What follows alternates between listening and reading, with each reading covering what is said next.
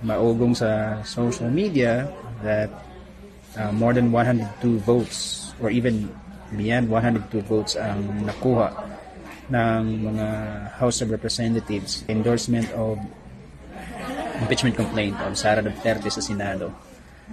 Now the big question now is, will the Senate convene as the impeachment court before the election or after the election? Let us remember there are 7 senatorials who are incumbent running for re-election this 2025. And maraming usap-usapan din that the Vice President has a strong support in the Senate and therefore mahirapan ang admin na mga senador na makuha ang 2/3 votes during judgment for the conviction of the Vice President.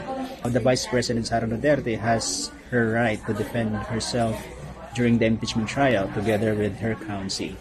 Now, ang katanungan na lang dyan, will they convene the impeachment court before election or after the election? The 2025 election, malaking ano yan, no? It will play a vital role whether the impeachment trial will proceed or not, magkakaroon ba ng conviction.